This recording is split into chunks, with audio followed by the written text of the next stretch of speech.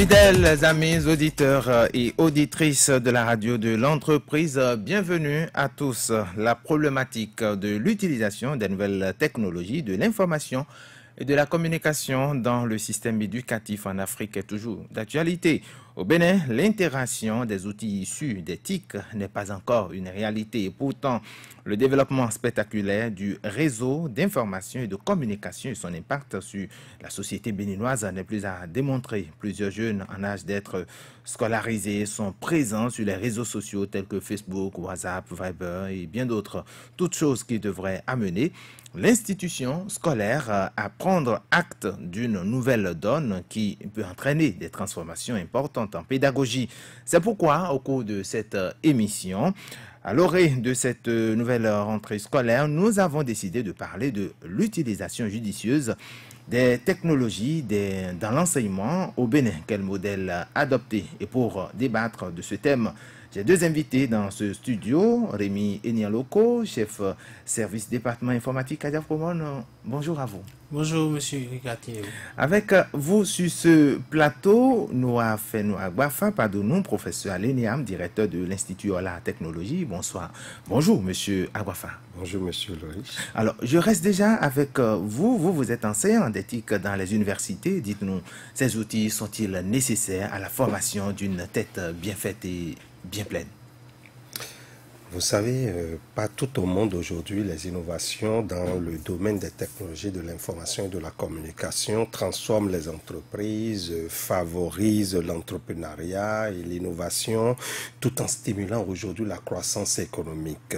Et quand vous prenez dans l'espace de 5 ans, le marché de la téléphonie mobile au Bénin a énormément explosé. Vous savez, aujourd'hui, nous avons 10 millions d'habitants au Bénin, mais on tourne de 9 millions de cartes SIM qui circulent. Et la bande passante, même au Bénin, a pratiquement grimpé de près de 20 fois plus élevé. Hein. La bande passante aujourd'hui, cette explosion de la téléphonie mobile a transformé totalement la vie des Béninois. Les jeunes aujourd'hui sont de plus en plus au courant de l'actualité. Ils naviguent quotidiennement sur le web à travers leur ordinateur, leur téléphone qu'ils ont en main. Ils disposent aujourd'hui de lecteurs MP3 qui leur permet d'écouter de la musique. Ils jouent des jeux vidéo aujourd'hui.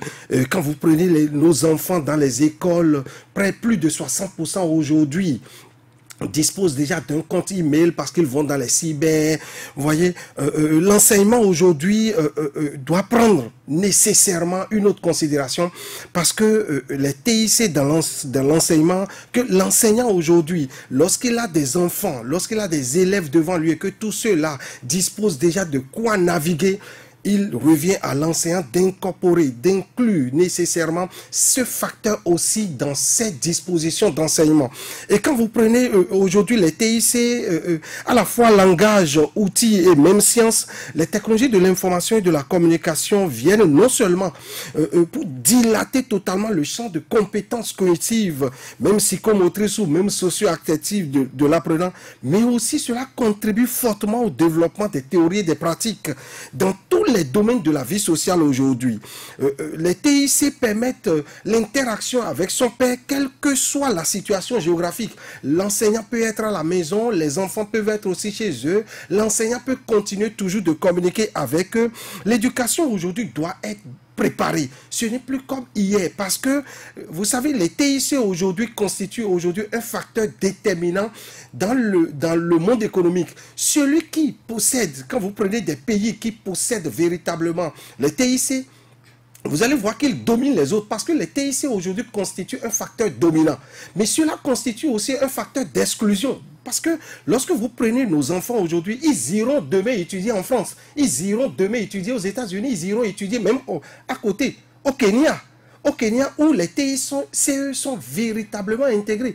Barack Obama, en 2016, je rappelle précisément le 28 août 2016, quand il faisait son discours, alors qu'il était encore sénateur, il se préparait pour devenir président des États-Unis, quand il faisait son discours au Kenya, à l'université de Nairobi, il montrait que l'Afrique et la Corée, petits pays, avaient pratiquement même économie il y a 40 ans.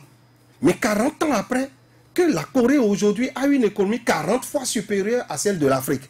Tout simplement parce que l'Afrique est en retard sur le plan technologique et sur le plan éducatif. Donc vous comprenez qu'aujourd'hui, on ne peut plus dire qu'on enseigne sans nécessairement intégrer les TICE, parce que les TICE font partie intégrante de la vie sociale, de la vie économique, de la vie culturelle, de tous les pans de la vie aujourd'hui. Vous allez retrouver aujourd'hui les TICE.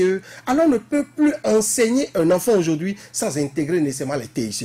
On ne peut plus enseigner aujourd'hui un enfant sans intégrer les TICE. Et pourtant, Monsieur Rémi Enialoko, on constate que non seulement les parents sont réticents à avoir, par exemple, un téléphone portable, un ordinateur pour un apprenant, ce n'est pas chose aisée aujourd'hui. Même dans les établissements, on a légiféré, on a pris des décrets aujourd'hui pour empêcher et enseignants et apprenants d'avoir des outils informatiques à l'école. Oui, tout ça est simplement dû au fait que l'outil informatique est vu de la part de beaucoup de gens comme un outil ludique, un outil de distraction. On y va pour regarder des photos, on y va pour regarder la vidéo, pour faire des jeux. Ici, il faudra le voir dans le sens de l'éducation, dans le sens de la préparation du futur cadre que nous voulons avoir. Il s'agit pour nous d'utiliser les moyens que nous avons à notre disposition pour aller jouer dans la même cour que les autres. Mon cher ami Noah disait il y a quelques instants, nos enfants iront aux États-Unis, nos enfants iront au Kenya. Nous avons une seule chose de commun, qui est commune à tout ça, c'est l'outil informatique. Cet outil nous permet, nous disons souvent que le monde est avec la globalisation, que c'est devenu un village planétaire. Ça veut dire quoi? Vous avez besoin de quelque chose qui est en France, vous l'utilisez à partir du Bénin, en utilisant les moyens de communication modernes qui existent. Donc l'intégrer dans la pédagogie aujourd'hui, dans la formation, c'est une nécessité. C'est une nécessité de préparer les enfants à l'usage de ces outils et à la maîtrise. Je vais même rajouter à l'usage positif. L'usage positif. C'est-à-dire ne pas l'utiliser juste pour se distraire, juste pour télécharger, juste pour regarder vidéo, mais c'est l'utiliser pour améliorer ses propres connaissances. C'est comme ça qu'il faut percevoir la chose. Comme si c'est vu comme ça, forcément, les parents seront un tout petit peu moins réticents à la mise à disposition de cet outil-là, à la disposition de leurs enfants.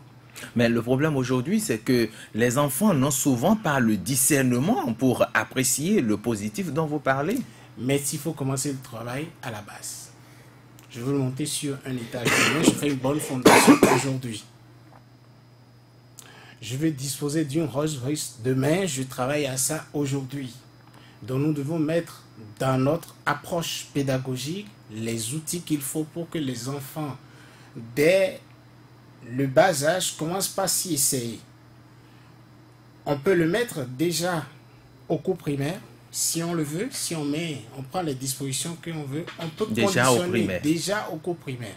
On en parlera certainement quand on arrivera là. Oui. Mais c'est une affaire de conditionnement. Il faut conditionner les gens à ça. Et il faut aussi expliquer, faire une approche pédagogique, expliquer de la sensibilisation, comme on le dit maintenant, sensibiliser les parents à ce qu'ils comprennent que la mise à disposition de ces équipements-là à la disposition des enfants, c'est pas quelque chose de négatif. Mais il y a un travail à faire. Le maître à l'école, l'enseignant à l'école a un accompagnement à faire, le parent à la maison a un accompagnement à faire, et la compréhension de tout ça et en amont et en aval facilitera, le boulevard sera bien tracé et les enfants pourront bien naviguer là-dessus. Mais je reste avec vous, monsieur Rémi Enialoko, pour déjà savoir qu'est-ce que l'outil informatique peut véritablement changer dans la vie d'un élève, d'un apprenant. L'utilisation ou l'introduction, par exemple, de l'outil informatique dans le système éducatif. Je commence par quelque chose de très simple. Oui. Vous rentrez dans une université en Europe, déjà au nord de l'Afrique. Vous allez au Maroc, en Algérie, oui, en Tunisie. Oui. Dans les amphithéâtres, vous voyez les étudiants avec leur micro-ordinateur. Et la prise de notes, pendant que le professeur est en train d'enseigner, les notes qu'ils sont en train de prendre, ils sont en train de prendre sur leur ordinateur. Ça suppose qu'ils ont une bonne maîtrise du clavier, ce qui leur permet de noter à une vitesse assez concordante que celle ils pourraient faire lorsqu'ils avaient leur stylo et ils étaient en train de noter. Donc, lorsque nous introduisons et que dès les premières années, nous apprenons déjà à l'enfant à maîtriser son clavier, à travailler avec son clavier, il y va déjà rapidement. C'est ça. Lorsque nous mettons l'enfant en face, lorsqu'il a des recherches à faire, on lui montre comment est-ce qu'il peut aller rechercher. On lui montre comment est-ce qu'il peut comparer sur plusieurs sites, telle définition, telle approche, telle approche, telle approche. C'est un outil de discernement pour lui avant que l'enseignant ne vienne lui donner des explications. Lui-même, il relève et les contradictions et les éléments qui renforcent les éléments qui lui permettent de comprendre le cours. Donc, c'est un véritable outil de recherche. Lorsqu'on apprend déjà à l'enfant à s'en servir, à s'approprier de l'outil didactique. Il ne s'agit pas du matériel, hein. Il ne s'agit pas de l'ordinateur, de la puissance de l'ordinateur, du grand écran, du petit écran. Il ne s'agit pas ça. Il s'agit simplement d'avoir l'outil qui te permet d'aller comprendre ce qui se fait à distance et de t'en approprier. Si on fait ça très tôt pour l'enfant, l'enfant est déjà conditionné à l'usage de cette affaire. Le papa, la maman, je veux dire le parent simplement qui voit son enfant sur son ordinateur en train de faire une recherche sur Google ou sur Wikipédia serait forcément moins réticent que si il voyait son enfant tous les soirs en train de regarder sur Netflix un film. Je suis d'accord. Voilà. Alors, Monsieur Noah, vous êtes, je l'ai tout à l'heure dit, professeur, mais vous enseignez l'informatique, par exemple, aux professionnels, à ceux-là qui ont choisi l'informatique ou sont allés vers l'informatique. Mais comment est-ce que vous percevez la différence dans la manière d'apprendre des élèves qui côtoient dès le bas âge la connaissance de la technologie?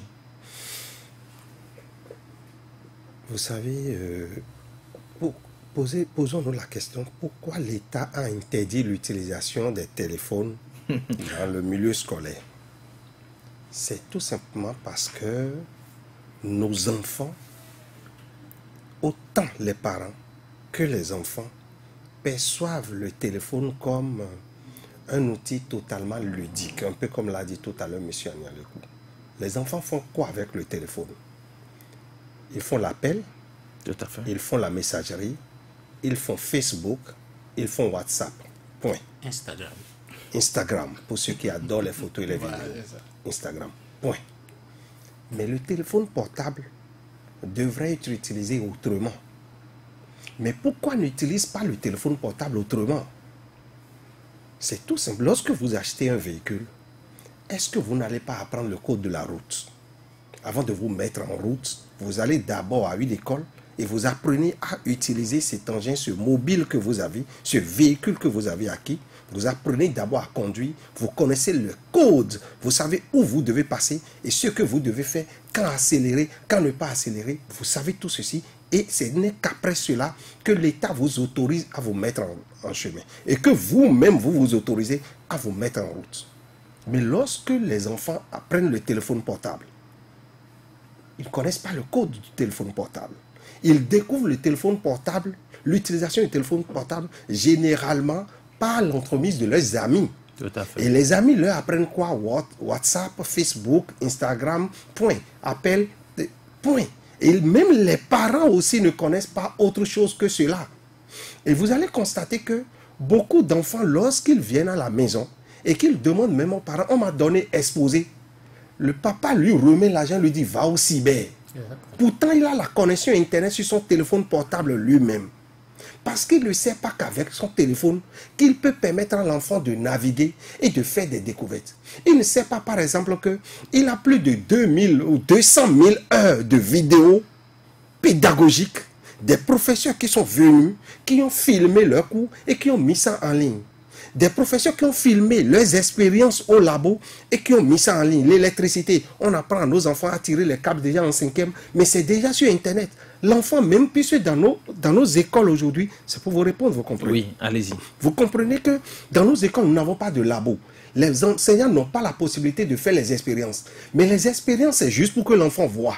Et si on peut offrir alors des vidéos aux enfants, YouTube répond déjà à cela. Il y a beaucoup d'autres sites où les enfants peuvent avoir des vidéos qui répondent totalement, qui traduisent tout ce qu'ils ont appris théoriquement en vidéo et ils peuvent déjà expérimenter, ils peuvent déjà voir.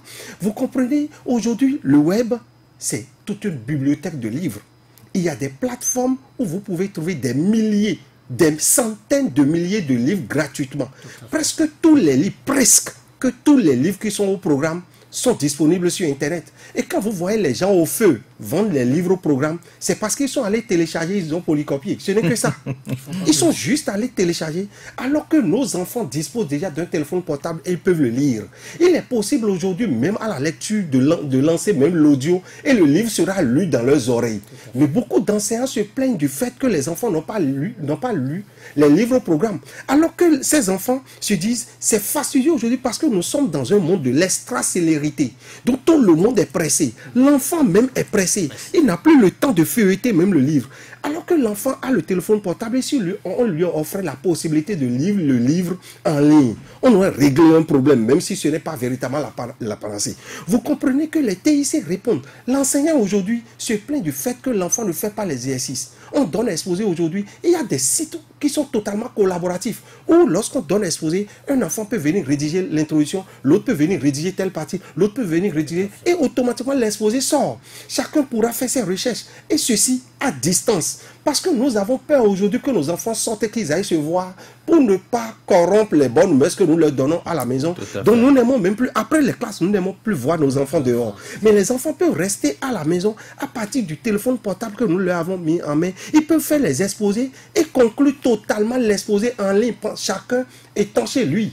Ça, c'est des outils qu'on peut mettre à la disposition de nous, qui sont disponibles. Il suffirait tout simplement d'initier nos enfants à l'utilisation de ces outils. Je vais loin. Nous nous plaignons du fait que l'enfant, l'enfant n'a pas une bonne conduite, l'enfant n'a pas ceci.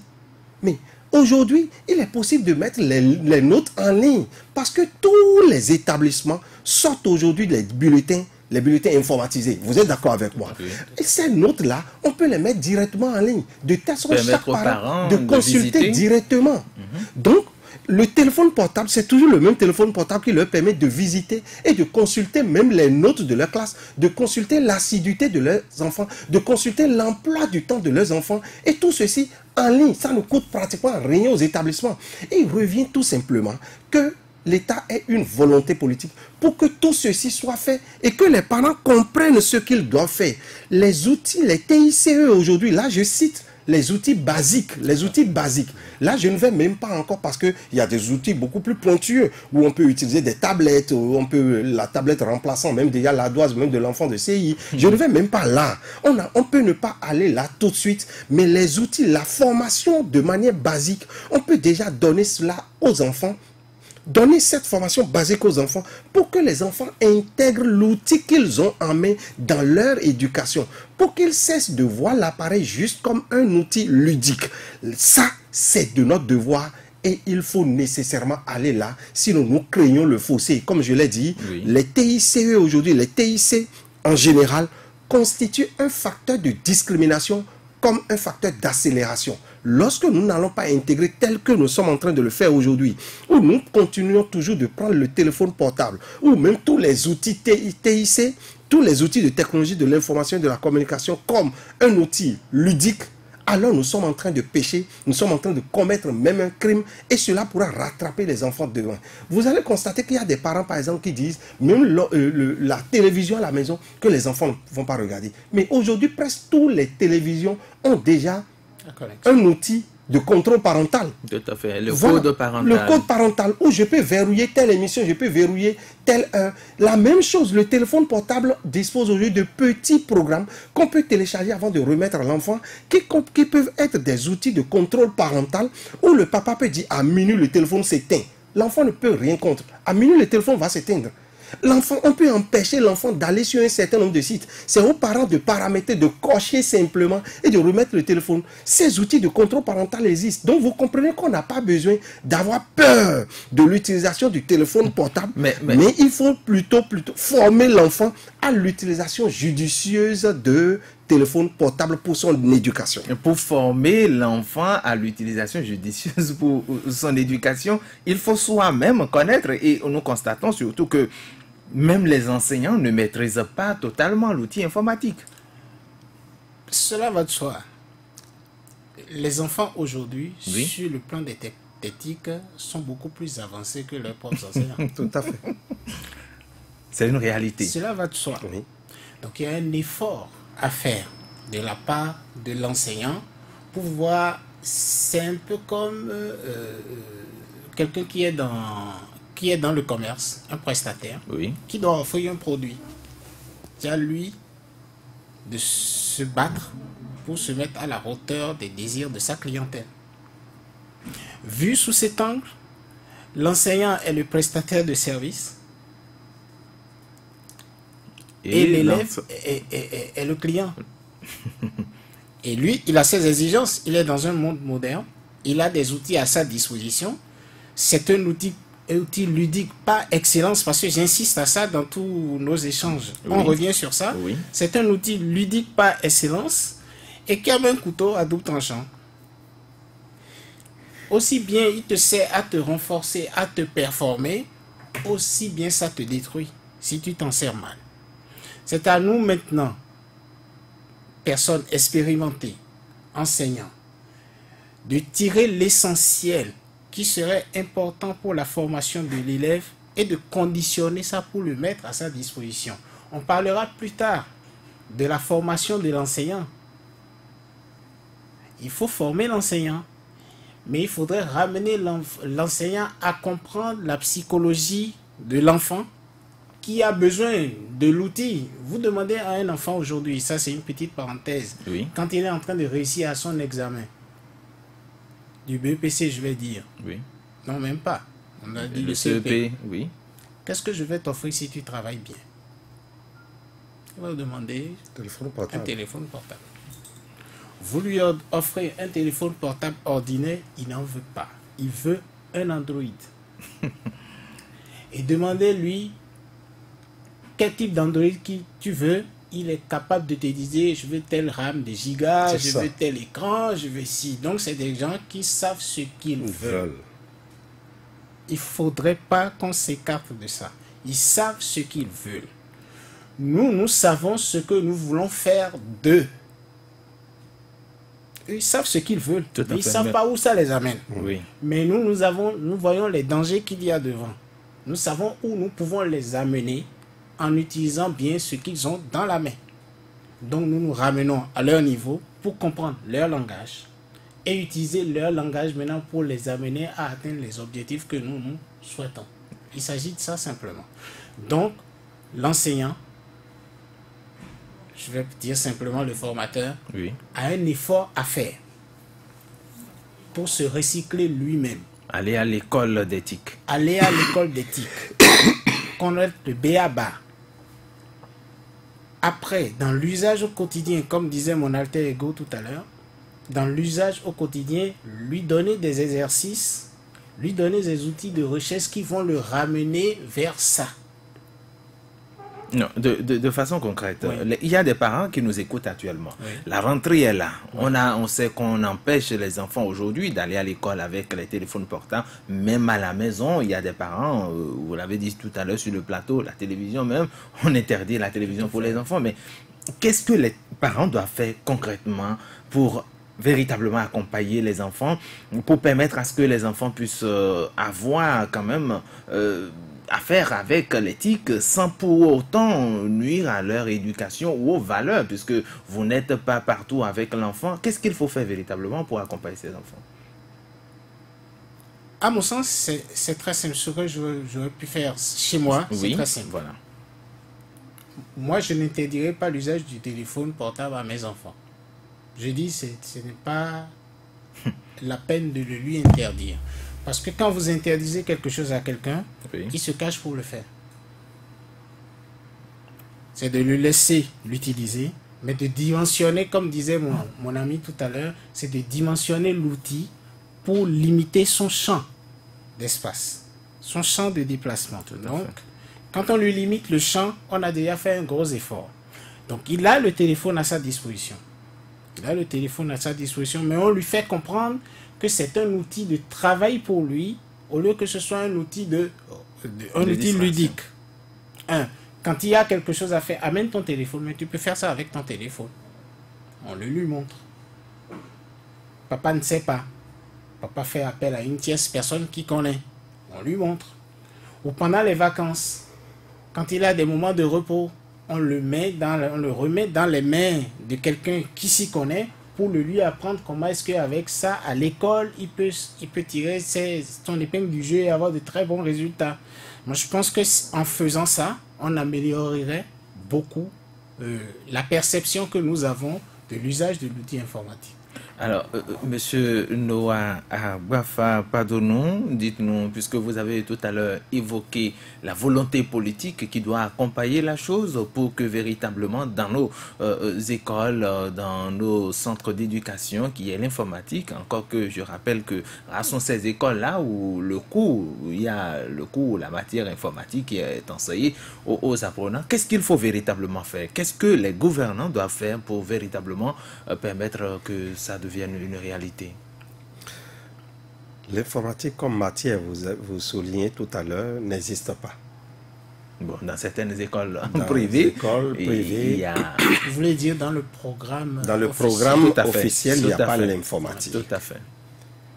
Et quand vous prenez même les écoles privées qui enseignent l'informatique, ce qu'ils apprennent aux enfants, c'est désuet.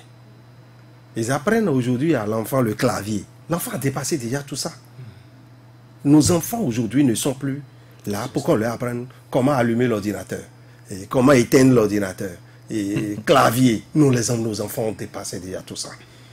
C'est pour vous dire que ce qu'on doit même enseigner aux enfants, quand vous prenez le programme enseigné dans ces écoles privées en termes d'informatique, ça ne vaut pas la peine. Et qu'est-ce que l'État devrait faire? Je le disais tout à l'heure, il doit y avoir une volonté politique.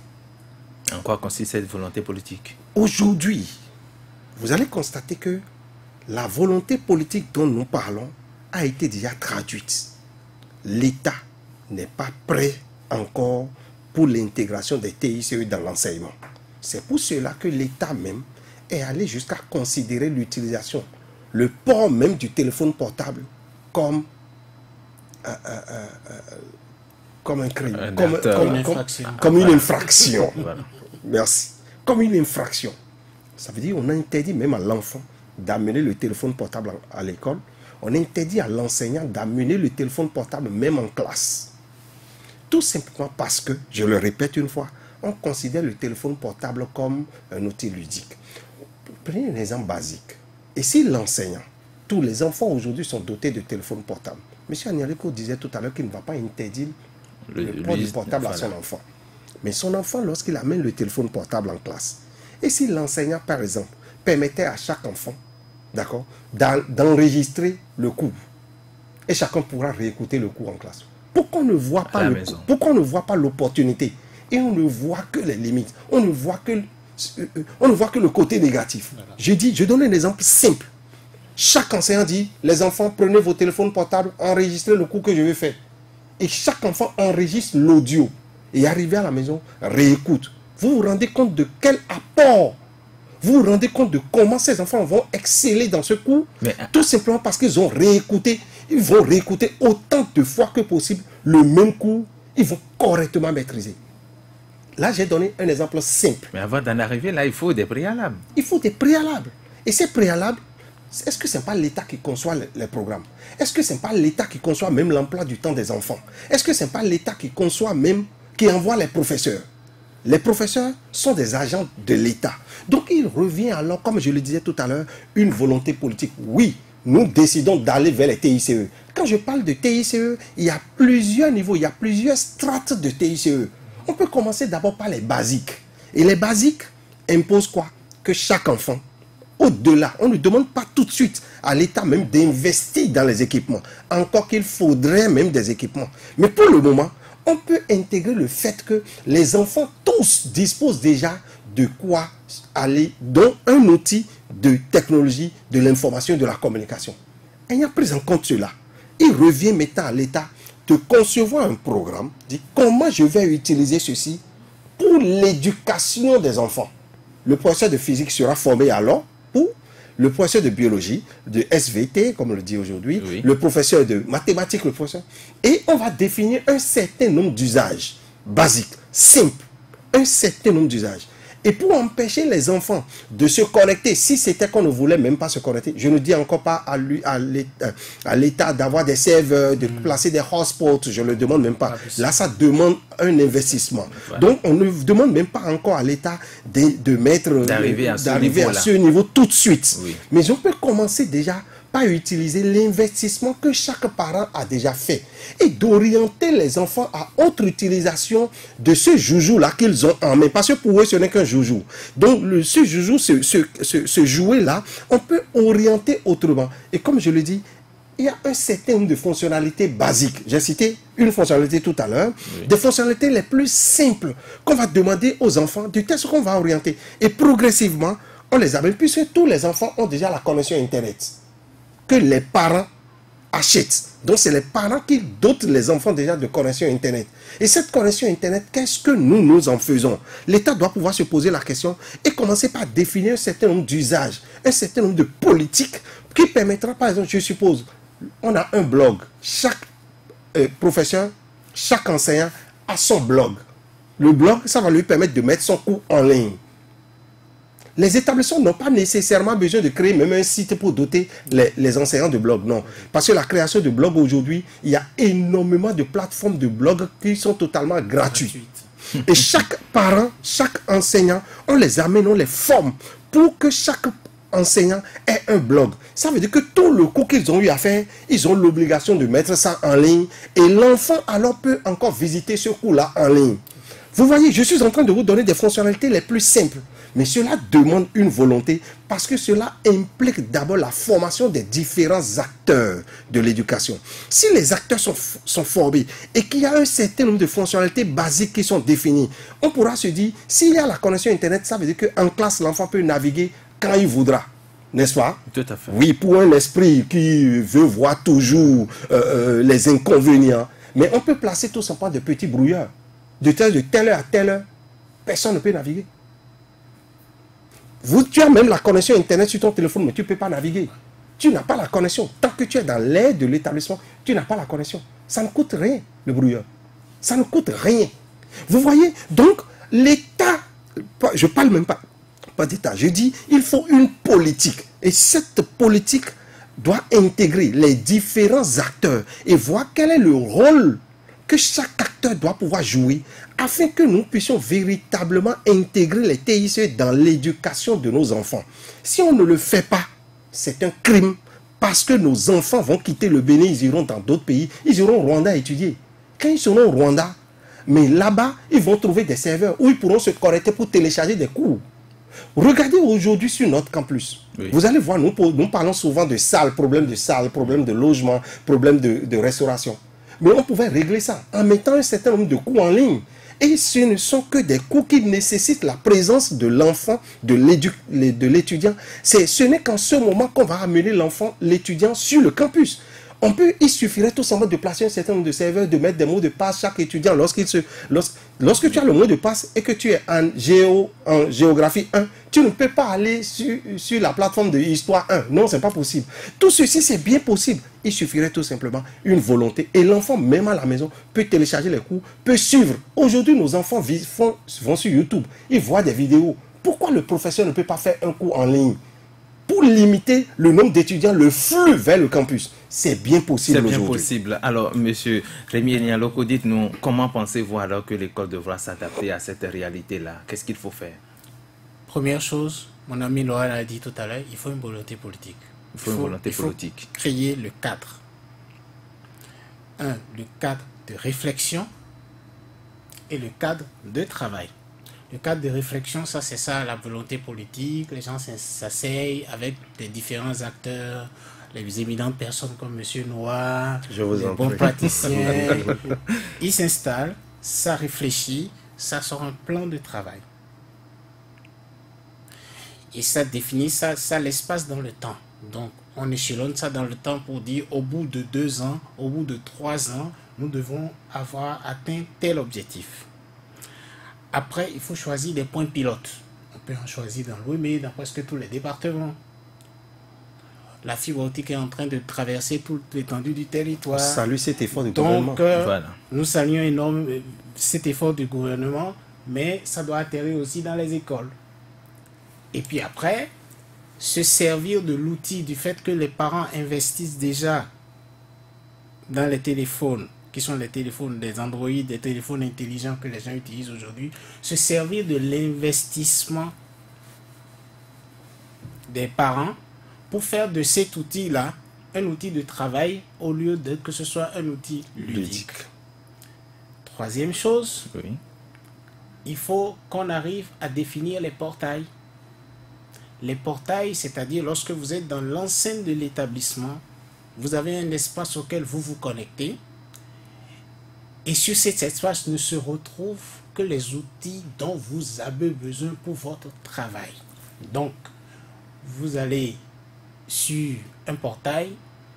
Si YouTube est utilisé, vous allez sur YouTube.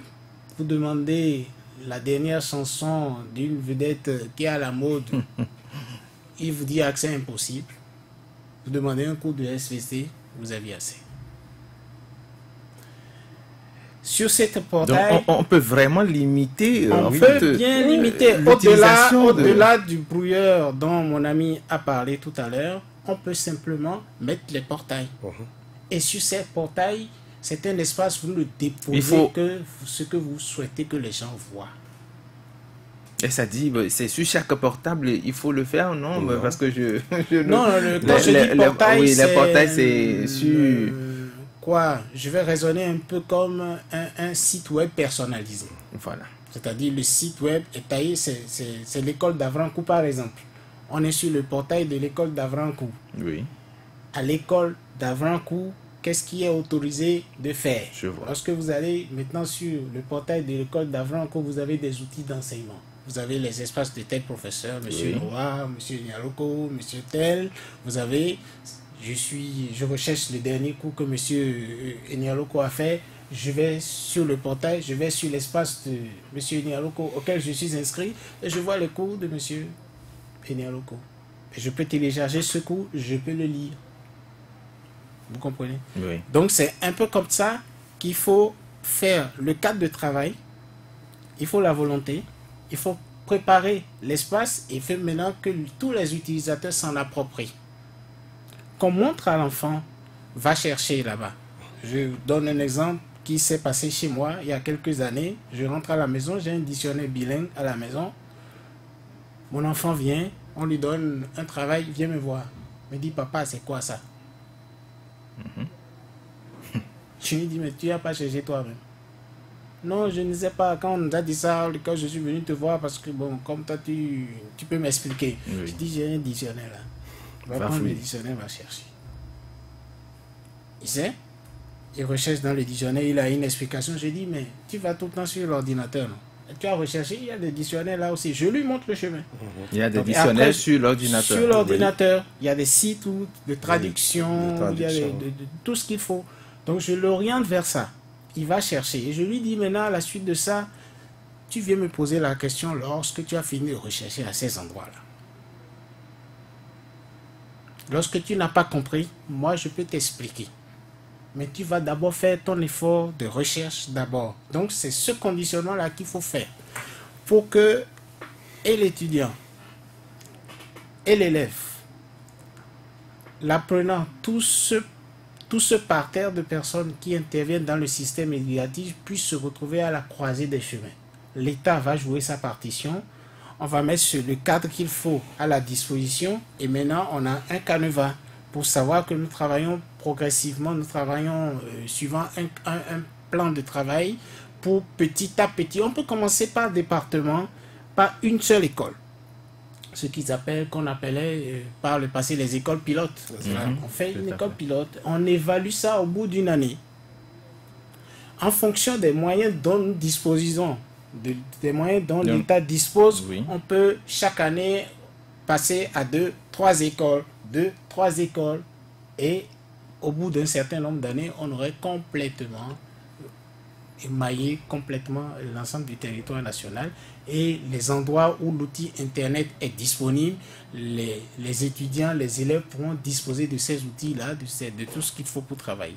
Donc il faut absolument ça. Si on ne fait pas ça, on est en train de se lyncher soi-même. Il faut absolument ça, mais il y a des parents d'élèves qui ont déjà acheté les fournitures pour les enfants, mais il n'y a aucun outil informatique dedans. Oui, bon, on a péché. C'est pas toujours vrai. La calculatrice est un outil de TICE. Ah, d'accord. Vous voyez, la calculatrice, vous allez voir, vous n'achetez plus aujourd'hui des calculatrices vous allez constater que les enfants demandent aujourd'hui calculatrice où on peut avoir exponentielle, logarithme, racine carrée. Tout outil qui automatise la tâche est un outil de TICE. Tout outil qui automatise la tâche est un outil de TICE. Donc vous comprenez que même la simple calculatrice que nous offrons à nos enfants, c'est déjà un outil de TICE. Maintenant on se pose la question, même là, puisque vous m'amenez à la calculatrice là, vous allez constater que même à nos enfants, à l'examen, on refuse la calculatrice. Alors que tout le monde sait, tous les enseignants savent que lorsqu'ils donnent un calcul aux enfants, quand l'enfant arrive à la maison, l'enfant prend toujours le téléphone de sa maman et fait le calcul et écrit la réponse. Tout le monde le sait. Et pourquoi on veut se voiler la face? Pourquoi on ne veut pas intégrer l'utilisation de ces outils-là? Parce que quand ils seront ailleurs, personne ne va leur demander 2 fois 2, 4. C'est ça. Personne n'ira leur demander 2 fois 2, 4. Donc lorsque déjà au départ, on a essayé d'amener les enfants à maîtriser, parce que c'est aussi important d'avoir ces calculs mentaux, c'est bien. Oui. Mais à un certain niveau, il faut intégrer les TICE. À un certain niveau, il faut nécessairement intégrer les TICE, et ceci niveau après niveau. D'accord. Nous allons, puisque nous tendons vers la fin de cette émission, nous allons lancer un appel, par exemple, déjà aux autorités. Qu'est-ce qu'ils doivent faire? Qu'est-ce que vous leur conseillez? C'est la rentrée. La rentrée est déjà là et nous sommes en pleine année. Aux autorités, je dirais, mes conseils ne seront pas pour cette année. Je dirais quand même de se mettre dans une démarche prospective. Voilà. Dans une démarche prospective pour qu'on puisse déjà commencer par s'asseoir, à réfléchir sur quel doit être notre modèle de technologie de l'information et de l'éducation pour de l'information et de la communication pour l'éducation. Vous voyez, quel sera notre modèle? Qu'on commence déjà par réfléchir. Que ce ne soit pas dans 5 ans, dans 10 ans. La priorité est aussi là. Et je l'ai dit tout à l'heure, si la Corée a une économie 40 fois supérieure en 40 ans à celle de l'Afrique, c'est parce qu'ils ont misé sur la technologie et l'éducation. Nous devons y aller parce que l'avenir est là. L'avenir est bien là. Aujourd'hui, on engage, il n'y a même plus, quelle que soit la filière que vous faites, on vous réclame toujours les outils de technologie de l'information dans votre domaine. Si tu fais marketing aujourd'hui, tu viens quelque part et tu ne maîtrises même pas Facebook, personne ne va t'engager. Vous comprenez qu'on doit cesser de former nos enfants tels qu'on les forme. C'est ça qui amène l'éducation. Nous crions ça qui amène le chômage. Nous crions toujours, il y a sous-emploi, il y a l'enseignement qui n'est pas adapté au marché de l'emploi. Oui, parce que nous ne pourrions plus former les enfants aujourd'hui sans intégrer les technologies de l'information et de la communication. L'enfant fait gestion de projet, il finit là même le master, il ne maîtrise pas le petit programme qu'on appelle Project, qui permet de planifier les tâches dans un projet. Vous vous rendez compte qu'il va l'engager? L'enfant aujourd'hui dit oui, j'ai fait la maintenance informatique, mais quand vous prenez la maintenance informatique qu'on lui a enseignée à l'université pendant 3 ans, pendant 5 ans, on n'a jamais ouvert un ordinateur devant lui. Qui va l'engager? Et c'est comme ça qu'on crée des aides de compétences. Donc nous devons alors aller là. Les technologies de l'information et de la communication, nous devons amener les universités, tout ce que nous avons comme université, à se doter aussi d'un laboratoire informatique. Le travail est là. Et chaque parent doit aussi faire un effort. Monsieur Nialoko, un appel aux parents. La rentrée est là. Quel modèle véritablement adopté pour accompagner les enfants dans l'utilisation judicieuse des technologies? De nos jours, les TIC s'imposent à nous. il faudrait que les parents comprennent que ça s'impose à eux. Ne pas avoir peur des produits TIC, des téléphones Android, des ordinateurs. Ne pas du tout en avoir peur, mais comprendre et aller jouer dans la même cour que les élèves, les utilisateurs. Comprendre le système dans lequel ils sont, sortir livrer ce qui n'est pas bon pour eux, les enlever et mettre ce qu'il faut et le mettre à leur disposition. C'est aussi simple que ça. Mais l'État a un gros travail à faire, un gros rôle. Son rôle, c'est la volonté politique. Et il faudrait que nous nous mettions à la tâche très vite. Très vite, parce que ça évolue. Les outils dont nous avons discuté tout à l'heure et que M. Noah a énuméré, dans 2 ans, vous allez voir, ces outils-là seront déjà dépassés. Donc, il faudrait que nous ayons des programmes qui sont adaptés à notre environnement et que nous n'ayons pas peur des outils informatiques. Et c'est donc déjà la fin de cette émission. En quelques secondes, M. Noah, que direz-vous? Je dirais que ce sera de l'invite.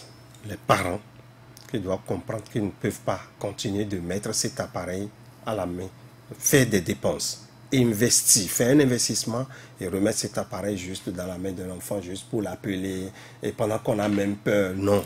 Cela doit évoluer. Merci beaucoup. Merci beaucoup, M. Niang Loko. C'est la fin donc de cette émission. Merci. C'est un plaisir. Vraiment, merci également à vous. Donc, je recevais sur ce plateau M. Niang Loko, Rémi, chef informaticien, chef service département, ici même à Kajaf Komone, et M. Noah Fenoua Bafa, pardon, professeur à l'ENIAM, directeur de l'Institut à la technologie. Merci de nous avoir suivis. À très bientôt pour d'autres nouvelles, pour d'autres débats sur Soleil FM.